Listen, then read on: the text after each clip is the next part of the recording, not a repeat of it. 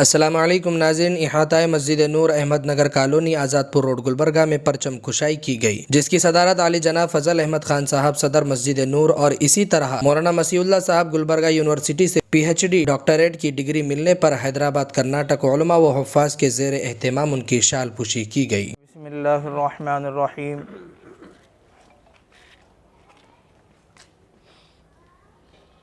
لقد کان لکم فی رسول اللہ اسوۃ حسنہ، صدق اللہ العظیم۔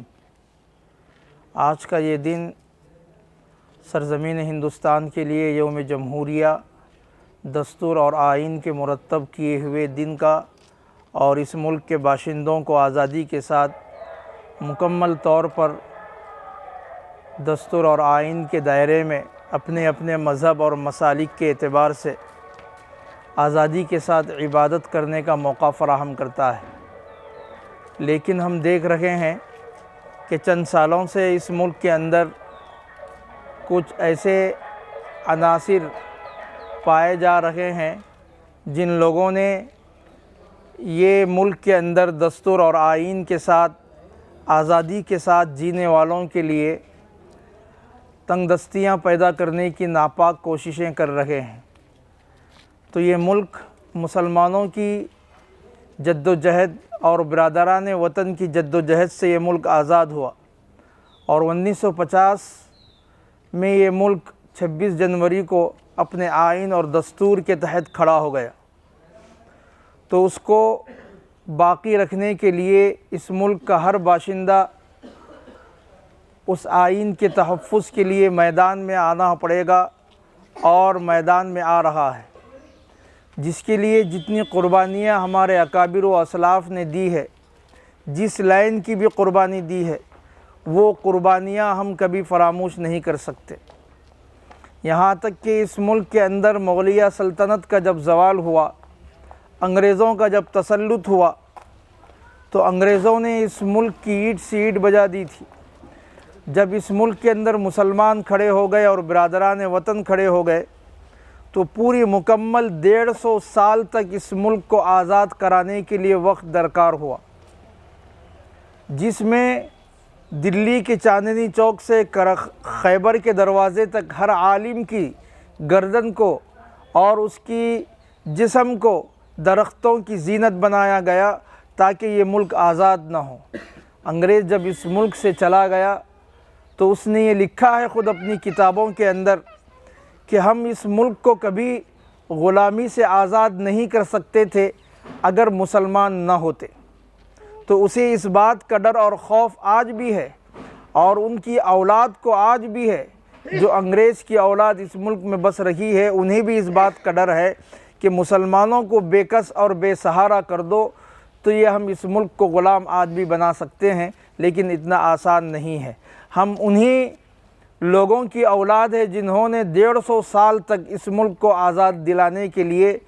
انگریز اور دشمنان اسلام اور ملک کے دشمنوں سے لڑا ہے۔ تو لہذا میں ائمہ اور علماء